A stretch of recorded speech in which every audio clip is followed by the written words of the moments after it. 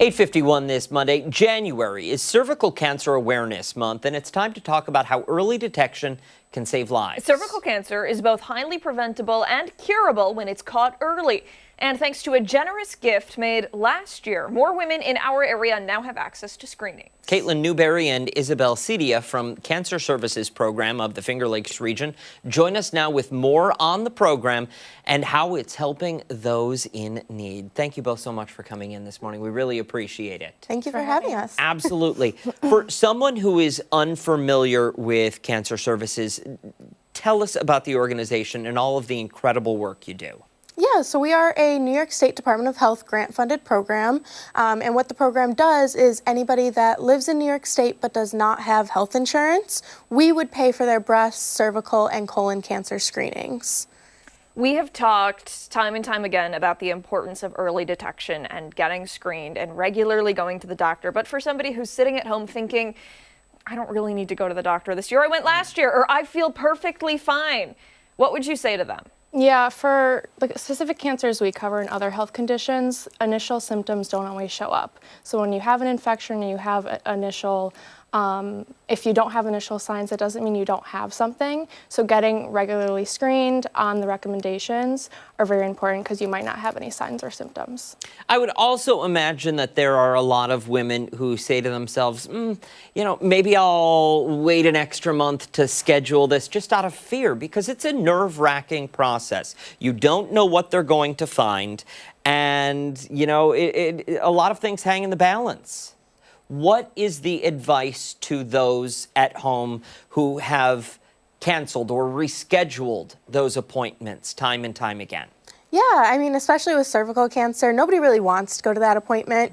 Pap smears are not the most comfortable. There's not going to be the most fun experience, but it's so important because the earlier something is found, the better chances that we have of going on. Or if you go to that appointment and, they don't find anything, comes back normal, then it's kind of like a relief. You can exhale and just relax after that a little bit more.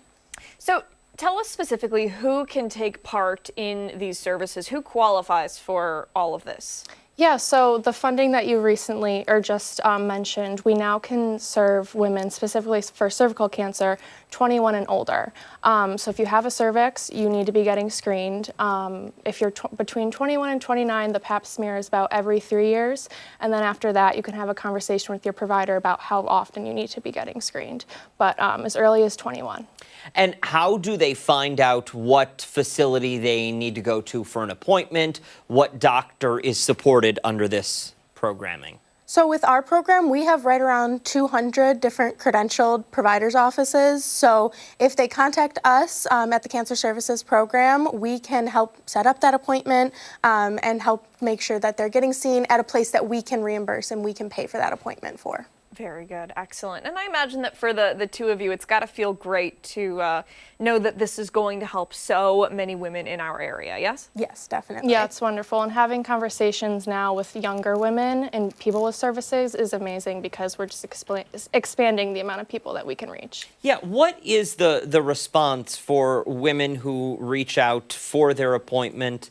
I have to imagine there is a bit of relief when they finally have it booked or when they've finally gone to it. There's thank you for being here. Yeah, we have gotten a lot of that, and other people, such as those that donated this gift to our program, realize how important these services are, and just are giving us the opportunity to reach more people and help them get screened. As community outreach coordinators, do you find that people are surprised that they can take advantage of these services or of this kind of gift? I think so often we tell people about opportunities that they can take part in, and they just think, oh, well, that's not for me. Well, I can't take part in that. Do you find that people are often shocked?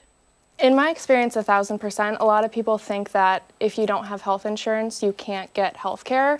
So unfortunately, health insurance can be a barrier to health. So that's why this program is so important, because we're reaching those people that might never go to the doctor, haven't been to the doctor in 5-10 years, because they don't think that they can go or have any services. Thank you both so much for your time this morning. For someone sitting at home today, they want to go online, they want to learn more right now, where do they go? Yeah, the best way is kind of look up the Cancer Services Program. It'll give you access to our website. Our phone number is 224-3070. Perfect. And we'll make sure to post all of that information and much more on our website, foxrochester.com, after the show this morning. All right, we still have a lot to get to this morning on ARC Rochester. We're back on the other side of the break.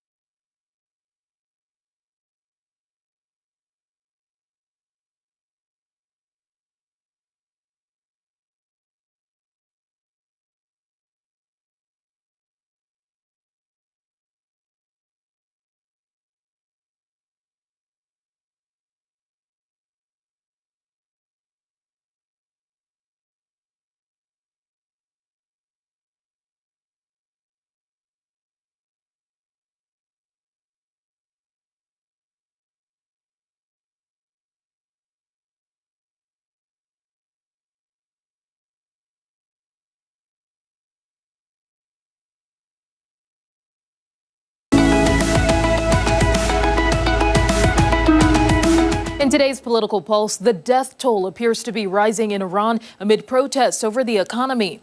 The options President Trump is considering for intervention. And the Federal Reserve Chair is now under criminal investigation. The latest details and what Jerome Powell believes motivated this. Plus, what to expect ahead of Governor Kathy Hochul's State of the State address tomorrow.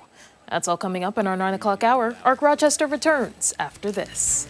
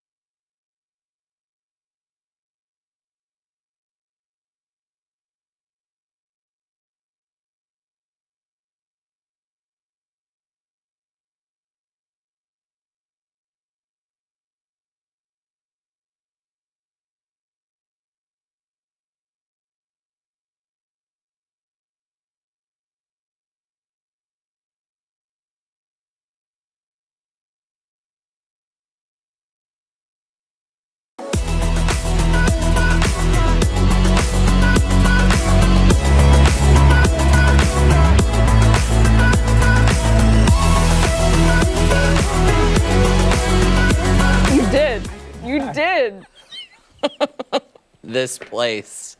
Hey, 9 o'clock, 9:01 this January 12th. Thanks for joining us here on Arc Rochester. I'm Dan Schrack. I'm Abby Fridman. That is meteorologist Mark McLean. Back giving us a check at the forecast. Yep. We're also talking weather trivia and Muddy Paws. So this was kind of an interesting day. 2018, we actually established 2 new records in weather. So one of these was the record high temperature, and one of these was for rainfall. And we actually do have a little bit of video. We looked up the date. It was Friday back in 2018. Do have a little video there from some of the flooding. It was actually fairly mild. Look how green the grass is there. But, you know, some of the... That water's moving, though. Yeah, it's moving. And, you know, the creeks and streams were high, that kind of thing. It wasn't the kind of thing where we had, you know, some kind of epic widespread flooding. But, you know, it was enough that, you know, one of our photojournalists definitely went out and got some weather video for us. So that was one component of it. Of course, to get that water moving like that, the snow and ice has to melt. So weather trivia today is asking, do you remember how warm it got and how much rain fell? Was it 58 and 0.76 inches, 60 and almost an inch, 64 and an inch and a quarter, or almost 70 and just over 2 inches of rain? We probably have some educated guesses here. Ooh, lots of C's. Lori, Yvonne, Diane, Chris all had C. Rod had B. Charles has A for our trivia this morning. Lisa, Frank, Barbara, Paul, Cheryl all have C. Marcy has D for the trivia. Eva and her husband agree. It's C. Janet has B. Dennis has B. Barb and Tim have D. We're going to start all across the board here. We're going to start the week off on a hot streak here. I'm hoping so. Yeah. 69, no way. No way we're near 70 in January. Yeah. 64 even seems a little high. I want to go with 58. That's kind of what I was thinking as well. But I mean, it looks like a lot of... Well, it looks like a lot Yeah.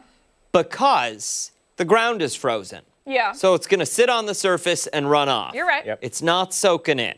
So I think it's going to look like more than you would expect. We're going with B? Going with A? I feel like I want to go with A. All right, I'll go with you on A. It was B. You were close. That's why you should I thought always the listen to deductive reasoning was going to pull this one off for you. Sorry. But, you know, it was close. I mean, both of those were. I looked for all the context clues. You know, 60 in January feels like 85 in summer, doesn't it? Yeah. I mean, the coat's in the back seat. You know, the windows are cracked. But if you get 60 in like early September, you got the heat on in the car. You do. It's an amazing difference, right? For this time of the year. Normal high is 33, 34 this time of the year. So just in comparison, but kind of an interesting day back in 2018. Popeye. Look at this. Gosh. Out there in action, Beautiful in motion. coat. Looks Yes. cute, Popeye.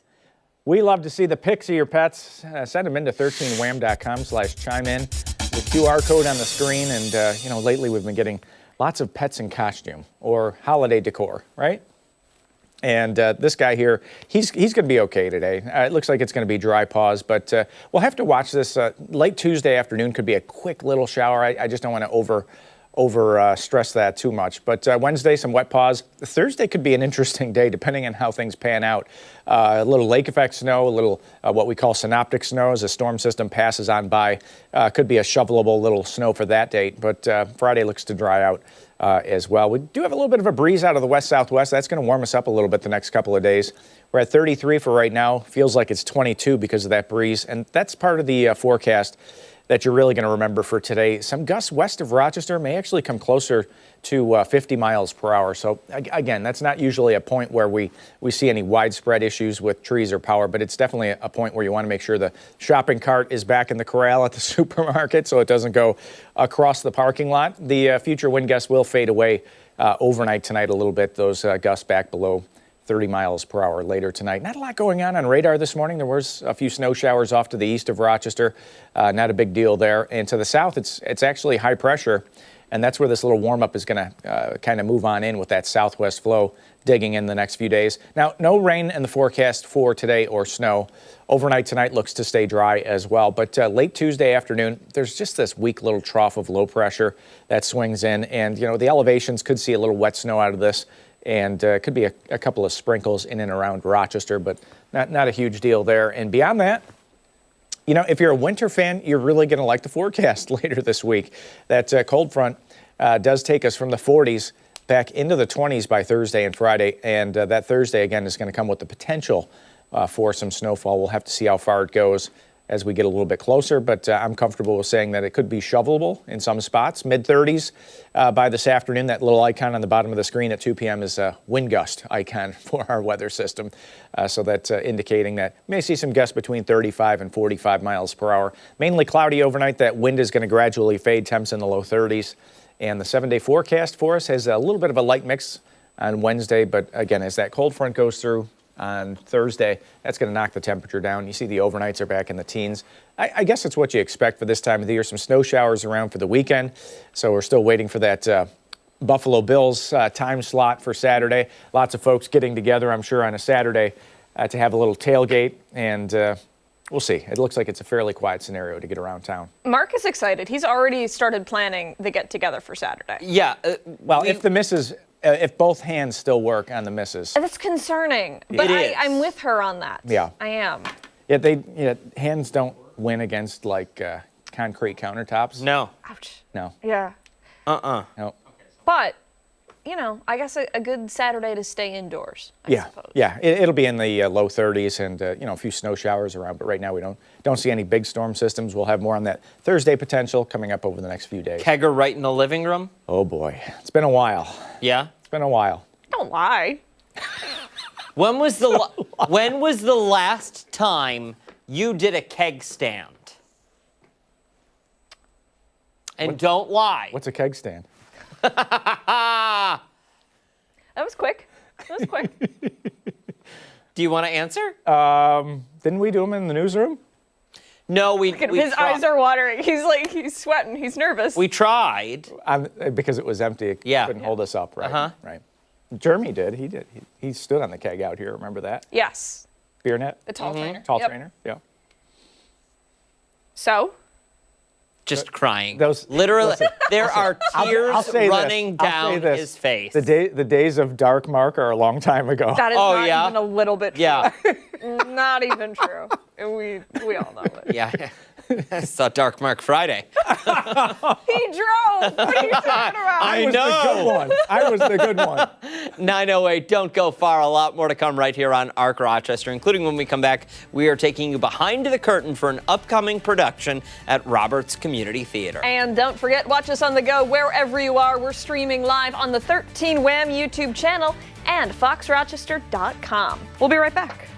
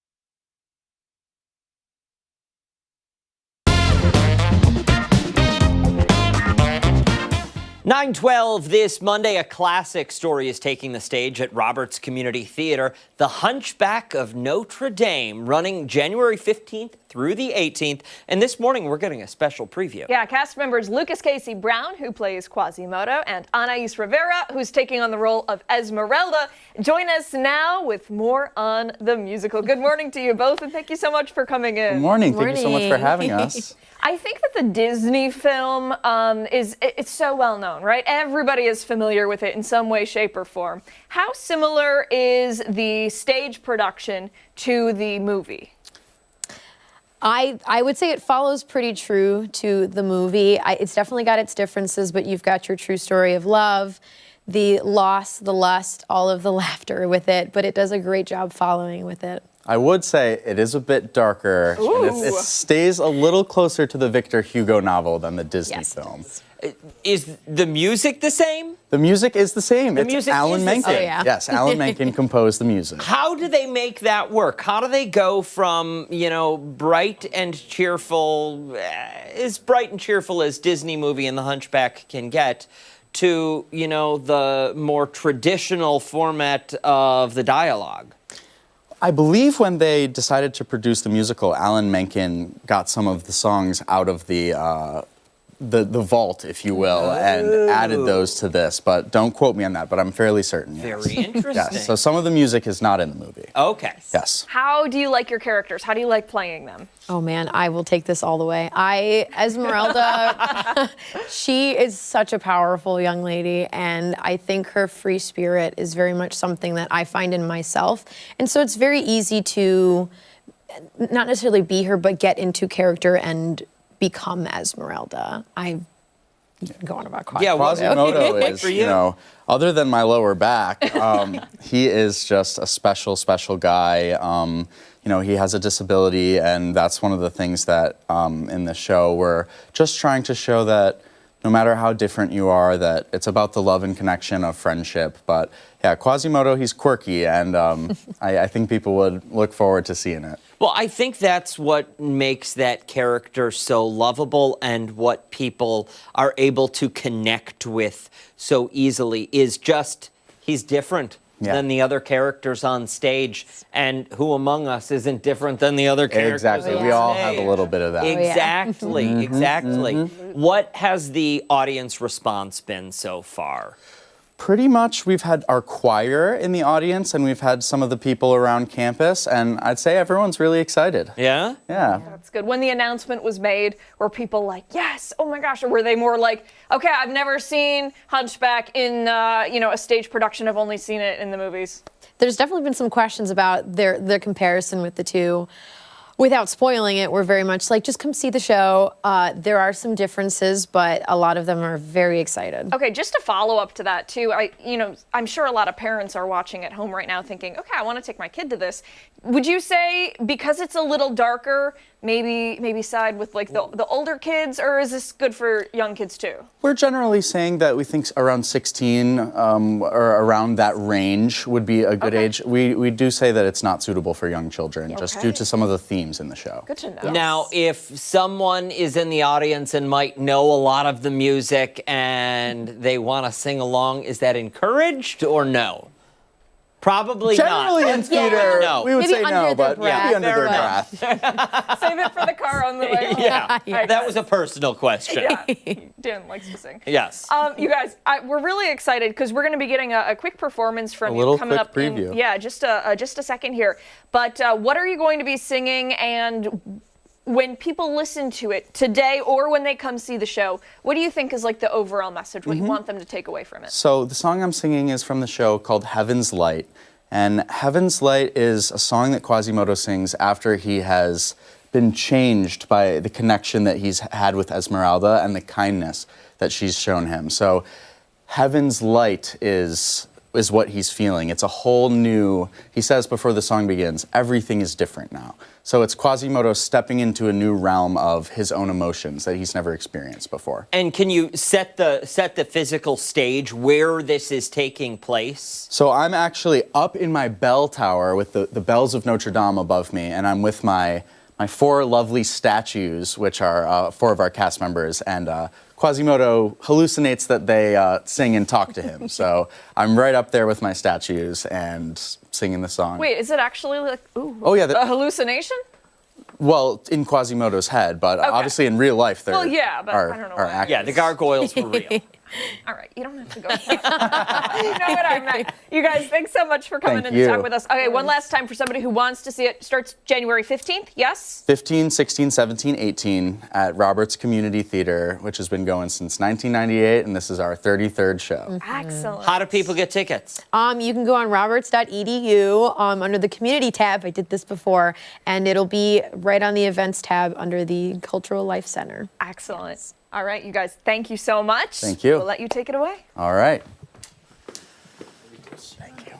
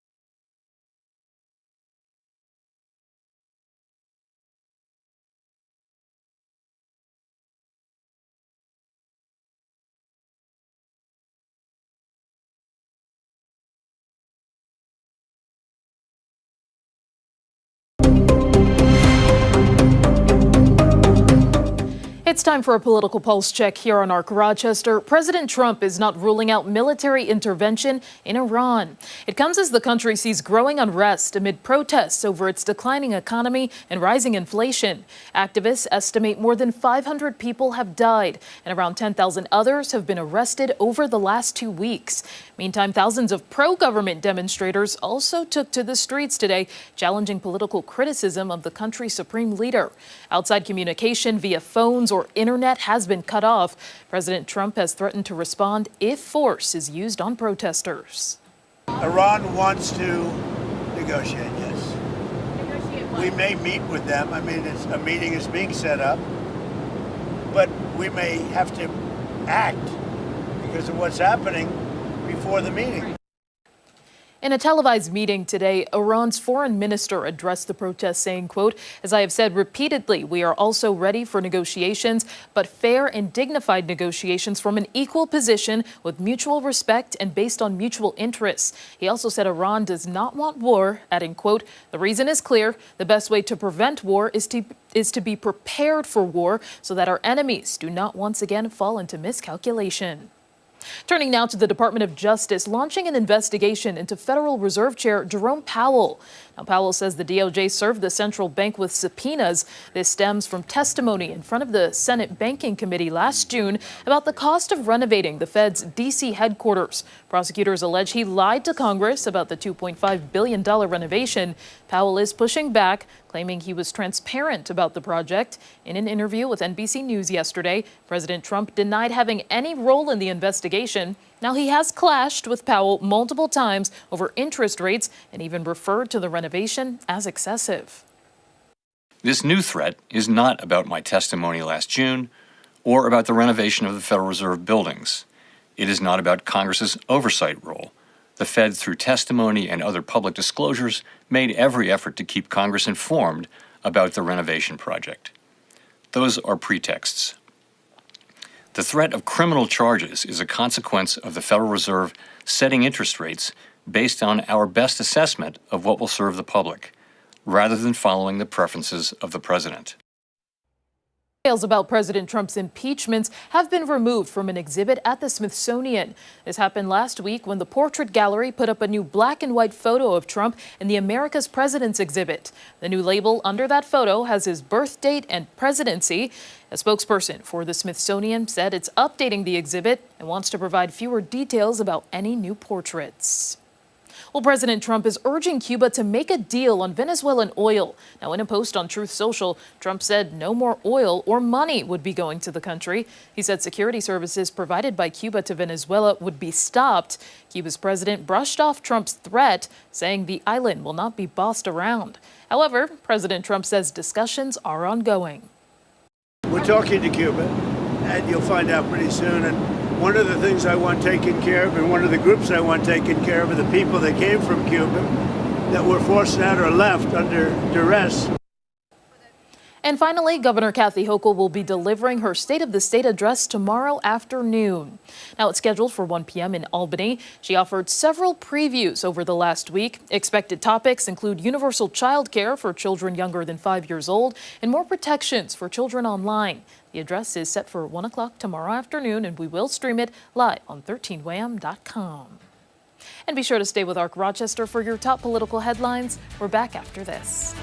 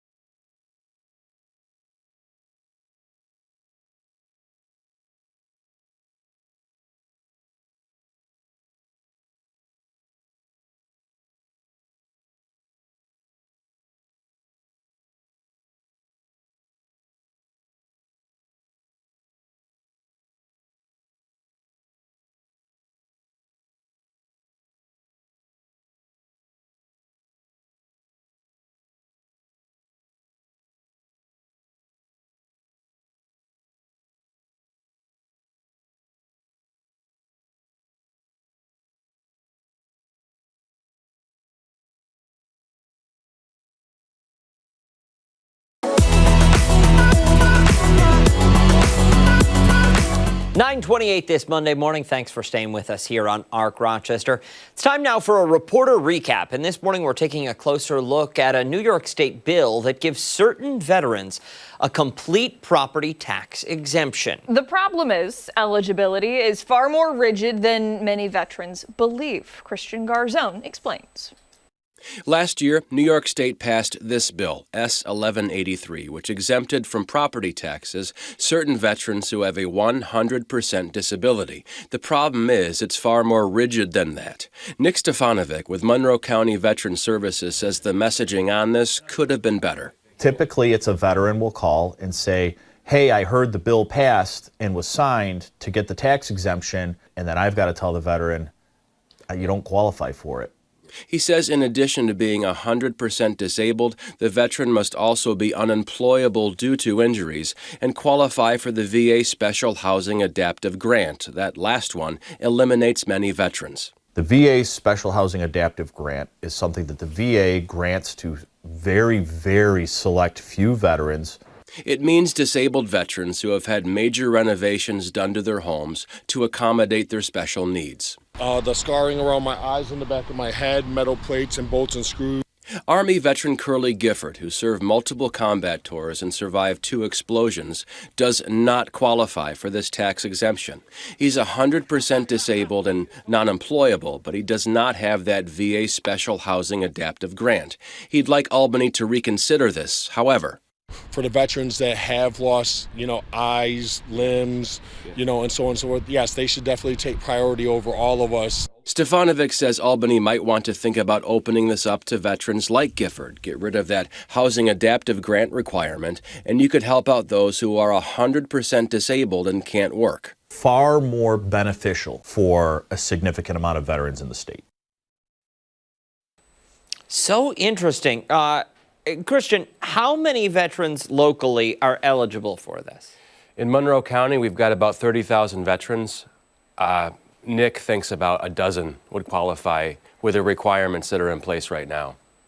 So it's doing virtually no good for those veterans? Virtually nothing. And that special adaptive housing grant I talked about, late Friday afternoon, Nick told me that lawmakers in Albany are now reconsidering this legislation to eliminate that, which would then open the door to veterans like Curly Gifford who are 100% disabled and can't work due to their injury. So that's an exciting development that kind of came across the wires there. Do we still say that across the wires? Oh, yeah. Yeah, late Friday. But that's according to Nick. I've got to reach out to some lawmakers today to see who's behind it, how long might this take. But Curly's, I've known Curly for a number of years there. I mean, he survived 2 explosions. One was an IED, one was during training in Georgia, multiple combat tours.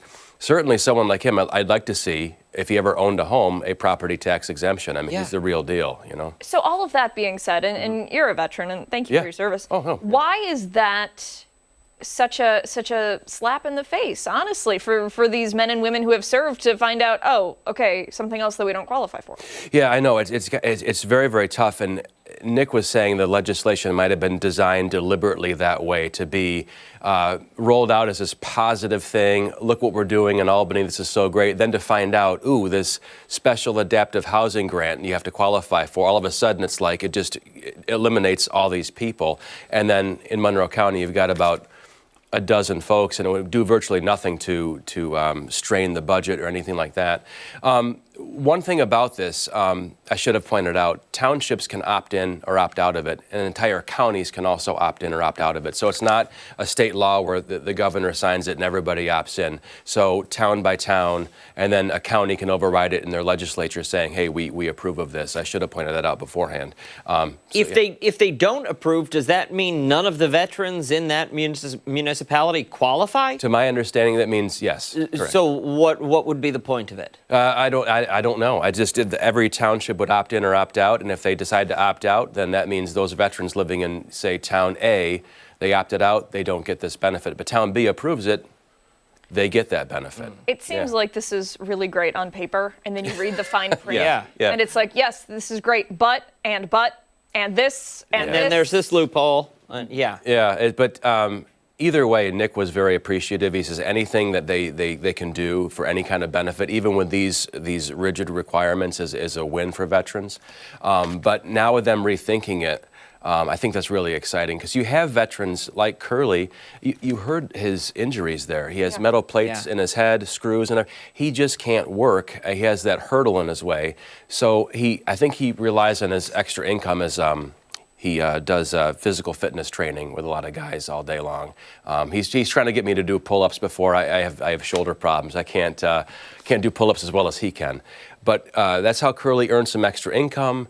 And I think he's a renter, been a renter for years because he doesn't have that wiggle room to buy a home because he'd have to worry about property taxes every year. And if you can't work and you're relying on that disability check, which can be pretty decent, but isn't enough to live on these days and not work and buy a home. It's very, very difficult. And listen, you said it, these programs often look great on paper, and the idea may have initially been there to actually help the men and women who have served their nation.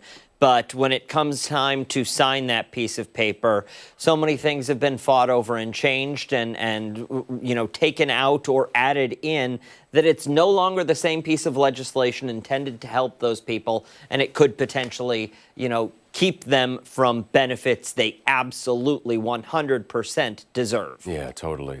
We have to wait. Disheartening. Yeah, we have to wait and see what happens. I think some lawmakers kind of saw the light on this and want to rethink this. So we got to wait and see what happens. I will update you if I hear anything, because it is kind of exciting to do this story. Then you're told, oh, by the way, it's 4:30 on Friday, and Nick's like, hey, I think we got some updates here, and then you're trying to work that in as quick as you can. But still, I'm grateful for the time today to kind of update our audience, because this one did really well online over the weekend. A lot of conversation points, a lot of veterans sharing it and wondering, well, what the heck, Yeah. Sure. Well, gosh, we do have so many veterans in our area. Yeah. And, we're fortunate with that, but you just, you hope to see them get a win. Yeah, totally. Absolutely. Thanks Christian for the time, Garzone, thank you. Much more to get to this morning on Arc Rochester. When we come back, we are learning more about a new true crime show. It is premiering tomorrow. And don't forget, you can take us on the go wherever you are.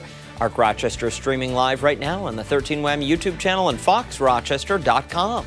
Stick around. We're back after this.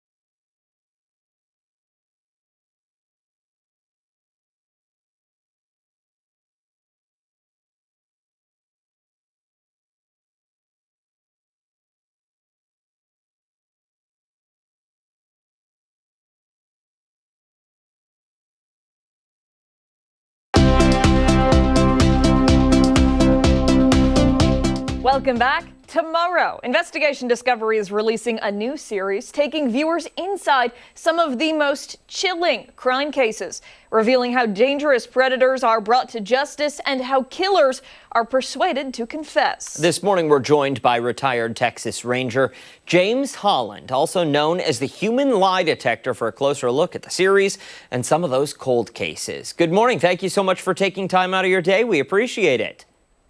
Good morning. Thanks for having me, and good morning, Rochester. We appreciate it. So let's dive right in. Tell us about this new series. It's a series that pulls the curtain back on criminal cases, specifically on serial killer cases that I worked over the last 27 years of my career. And the idea is to give the public an idea of what investigators went through.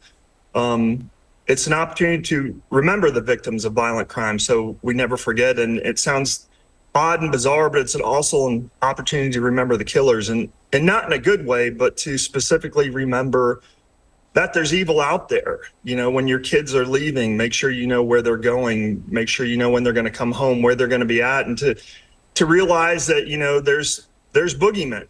And we really need to watch our children and watch our loved ones. And, also to support law enforcement and their actions with these cases. It's a hard job. There's thousands of cases across the United States that are unsolved, and funding, support for law enforcement, cold case investigations, DNA analysis are all positive things, and hopefully people will take some of that away from the show. James, you have done your fair share of interviews over the course of your career, so much so that you've received the nickname the human lie detector. Tell us a little bit about how you managed to get that identifier and, if you don't mind sharing some of the key things that you look out for while you're doing these interviews. Primarily it's experience, just thousands of interviews, and learning from each one of them, putting little things in the back of your brain, remembering indications of physical deception, remembering indications of verbal deception, knowing different psyches, personalities. But really with every individual, it's different. Every single person that you sit down with, you create a baseline, I guess. You sit there and you study them. You want them to tell you the truth. You want them to lie, and you want to figure out the differences, figure out if it's a verbal indication or a physical indication, and then you work on that. And then it's, a lot of it's knowing the psyche of the offender. Are they sociopathic? Are they psychopathic? Are there going to be physical indications? Is everything going to be more verbal? What are the things that affect them? So unfortunately, there's no magic bullet that gives you the answer to everything. It's really sitting there and studying people.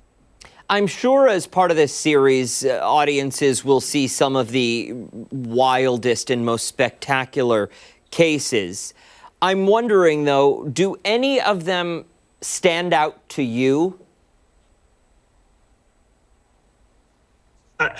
I mean, some of them, they're all important. And, I've never forgotten any of the victims and the way that they touched me, or their families have touched me in different ways. The ones, we start off this series with a serial killer named William Reese, talking about 4 different murders and abductions.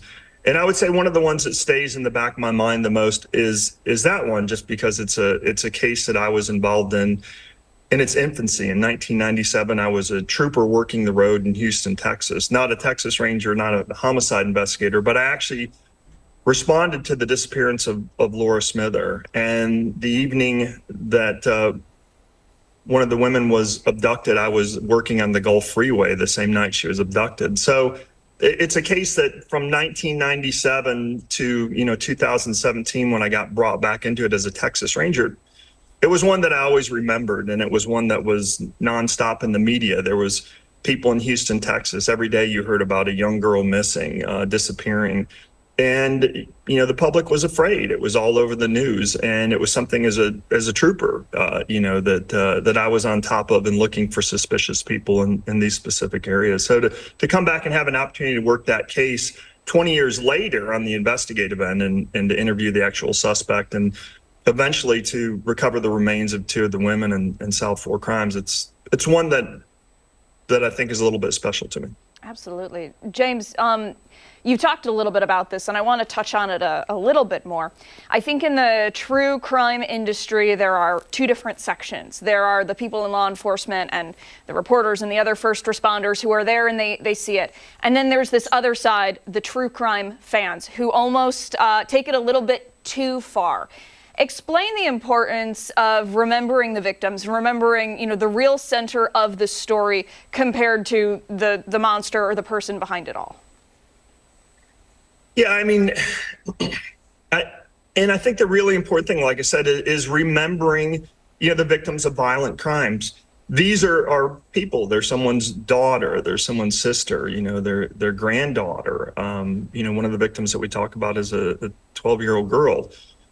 And the people that took these children, these victims from their family, I mean, they just epitomize evil. They bring nothing to our world. They need to be put away, locked up, and never let out. But the evil that they possess, I mean, you can sensationalize, and sometimes people they look at these people as movie stars or put them up on a pedestal, and they're just scum.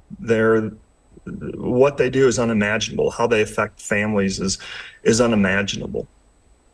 The show is Killer Confessions. It premieres Tuesday, tomorrow, January 13th on ID, Discovery Plus, and HBO Max. Thank you so much for your time this morning. We really appreciate it. Thank you. I appreciate your time. Thanks for having me. Thank you. Stick around. When we come back, we're taking a look at some of the stories that have people talking on this Monday morning. We're back right after this.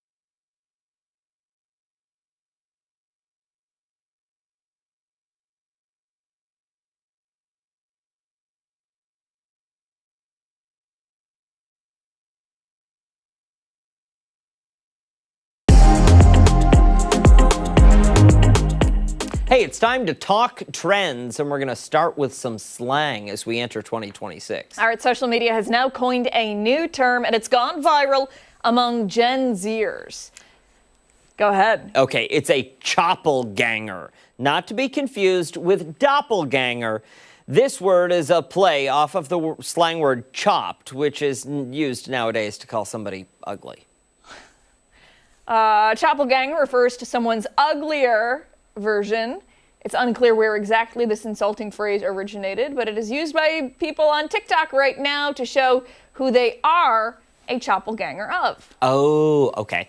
So based on the thousands of comments, people can't get enough of this new phrase. Some even calling it legendary, and they plan on using this new word on a daily basis. One teacher posted a video to TikTok saying they were insulted by one of their students being called Harry Styles, choppelganger. So Harry Styles, ugly doppelganger? I guess so. Listen, okay, do So you much remember, time on our like, hands. there are just so many rules with these new Gen Z words. It's like there are inside jokes within the inside joke. Do you remember when, like, YOLO was big? Mm-hmm. That was so easy. Mm-hmm. It just stood for something. But just as annoying. Just as annoying, absolutely. But you didn't have to, like, describe it in detail. True. Like, there True. wasn't a whole paragraph. It was just, you only. It wasn't a compound of 7 different words Yeah. that you don't know. Or like the word awkward. That was huge when I was in like middle and high school. Yeah? Everything was awkward. It like everything like Typically is in that age well, range. but it was on like T-shirts and it was like Really? Yeah. Oh, wow. Ashley remembers. Yeah. No. All right. Let's move along to a new study that's showing the workplace becoming less professional. And did the writer of this story work here? I don't know. Okay. Becoming less professional and more stinky. With pandemic and post-pandemic conditions redefining what work looks like over the past decade, many companies are searching for ways to boost productivity within the office. Many companies are looking back to those days of remote working and trying to implement ideas to keep their employees engaged and feel more free. One of the ideas that's being implemented by a number of startup companies, especially in Silicon Valley, is barefoot employees. Businesses are encouraging their employees to go shoeless, wearing just socks, sandals, slippers, or even letting the dogs out with no restrictions. Dogs are out and they're barking. All I can think is that one commercial where he barks at his boss during the board meeting. According to employees who have taken part in this new business tactic, they say they feel more. What's that? No, Mark. Why do you want to see my feet, creepy? Somebody get HR on the phone. Seriously, My God. Danielle. Feel more comfortable, balanced, and less stressed while at the workplace. Some say it brings them the comfort of being home, which helps them get their tasks done. Some companies say they've seen a boost in creativity, focus, and even staff morale. I'll tell you what, I'd quit right then and there. Yeah. Sorry, if you come walking over to me, barefoot, dogs out. Can you see? I can see somebody walking over, and instead of their hand going like this, I can their toes, tapping their toes on your Get desk. away. I don't want to see your feet. What are you doing? Mark is... No, Stop it. Leave your shoes on. Leave your shoes on. Comes sauntering over, lifts his... You know what? There Kim, are too many come get your people- man. There are too many people on social media who want to see my feet. So much so that I wear shoes constantly now. I'll be at home and I have home shoes that I wear. You wear shoes inside your house. Sure do. Abigail. They're my inside shoes. Can I make a suggestion? Let me take them off. No, do what I did and just set up a Venmo account. $50 per piggy. Let's turn now to New York City, where some women have revealed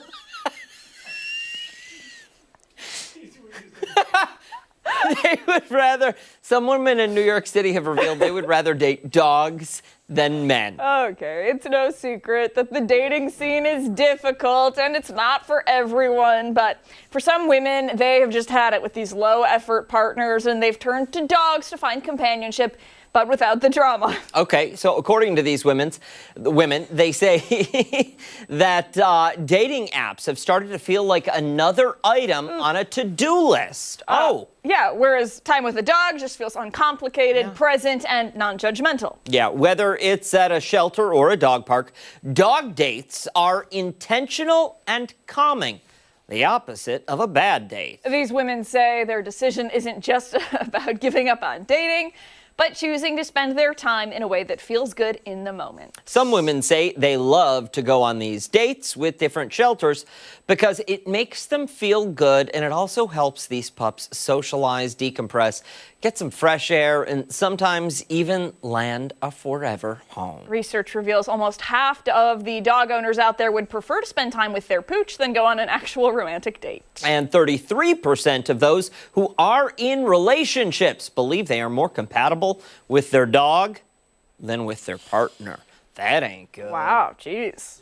Where do you land On what? with your dog and your partner? More compatible My with husband? the partner than the dog? Yeah. Yeah? Yeah. I- Okay. All right. I hear you back Did there. you hear that? Yeah, I heard it. You're disgusting. Mark just brought his shoes in here and threw them at us. Don't go anywhere. When we come back, it's this. You're touching them. The inside. Are they wet? Soaking wet. Oh, gross. Give me We're the back stress after ball. this.